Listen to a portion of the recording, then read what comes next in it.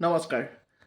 ল'ৰা ছোৱালীক সফল কৰিব লাগে আৰু সফলতাৰ দিশলৈ আমি আগুৱাই নিব লাগে। কিন্তু তাৰ সমান্তৰালভাৱে আমি ক'ৰবাত মানুহ হ'বলৈ শিকাবলৈ পাহৰিছোঁ নেকি? ক'ৰবাত আমি তেওঁলোকক যিবোৰ আৱেগ, অনুভূতি এইবিলাকক আমি দিয়াত তেওঁলোকক ব্যৰ্থ হৈছোঁ নেকি? বা এই বস্তুবিলাক আমি তেওঁলোকক বা উন্নয়নৰ দিশটোত আমি বহুত বেছি গুৰুত্ব দিয়া নাই নেকি? এই কথাবিলাক কিন্তু চিন্তা চৰ্চা কৰাটো প্ৰয়োজন। বহু ল'ৰা ছোৱালী ডাক্তৰ, ইঞ্জিনিয়াৰ, গৱেষক বহুত কিবা কিবি হৈ গৈছে, শিক্ষক। কিন্তু তাৰ সমান্তৰালভাৱে মানুহ হ'বলৈ ক'ৰবাত পাহৰিছোঁ নেকি? এই কথাবিলাক কিন্তু আমি মন দিব লাগে, অলপ গুৰুত্ব দিব লাগে বুলি মই অনুমান কৰিছোঁ। বহু সময়ত আজিকালি মাক দেউতাকৰ লগত ল'ৰা ছোৱালীবিলাক থকা দেখোঁ, কিন্তু মাক দেউতাকৰ প্ৰতি তেওঁলোকৰ যি সন্মান প্ৰদৰ্শন কৰিব লাগে, অলপ ডাঙৰ হোৱাৰ পিছতে আমি সন্মান প্ৰদৰ্শন কৰা দেখা নাপাওঁ। ল'ৰা ছোৱালীয়ে মাক দেউতাকৰ কথা প্ৰায়ে অমান্য কৰা আমি দেখোঁ।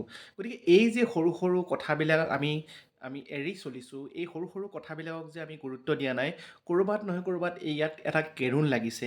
এই কেৰুণটো আমি কিয় আজিও ঠিক কৰি ল'ব পৰা নাই, এই কথাটো কিন্তু আমি উপলব্ধি কৰিব লাগিব। বহু সময়ত আমি ল'ৰাক তেওঁৰ মনৰ কথা বা ল'ৰাক তেওঁ যিটো বিচাৰিছে আমি সেইটো দিবলৈ যত্ন কৰিছোঁ, তেওঁৰ কথাকে আমি মানিবলৈ যত্ন কৰিছোঁ, অথচ মোৰ কথাটো তেওঁক মনাব পৰা নাই। অথচ আমি বয়সৰ দিশৰ পৰা অভিজ্ঞ, আমি কামৰ দিশৰ পৰা অভিজ্ঞ, আমি বেছি শিকিছোঁ, তাৰ পাছতো ল'ৰা ছোৱালীক আমি মনাব পৰা নাই কিয়? এই কথাবিলাক কিন্তু চিন্তা কৰাৰ প্ৰয়োজন আছে। আপুনি ল'ৰাটো সৰু বুলি আপুনি এৰি দিছে, ঠিকেই আছে, কিন্তু সি সৰু হিচাপে তাৰ বয়স অনুপাতে সি যি ধৰণৰ তাৰ আৱেগিক বিকাশটো হ'ব লাগিছিল, মানসিক বিকাশটো হ'ব লাগিছিল, বিকাশ আৰু বৃদ্ধি দুয়োটা যদিও পৃথক, কিন্তু এই দুয়োটাৰ মাজত এটা মিল আছে। আপুনি বৃদ্ধি হ'লেই নহ'ব, তাৰ সমান্তৰালভাৱে বিকাশো হ'ব লাগিব।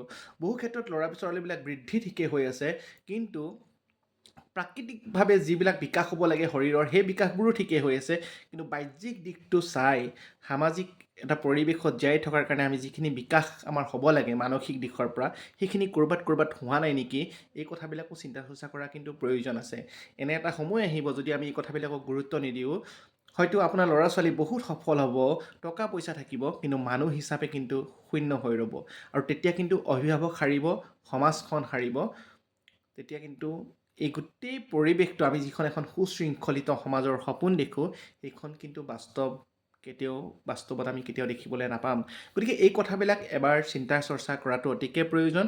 গতিকে সদায় হয় যিসকল অভিভাৱক আছে তেওঁলোকলৈ মই ভাবিছোঁ যে এই কথাবিলাকত অলপ গুৰুত্ব দিয়ক।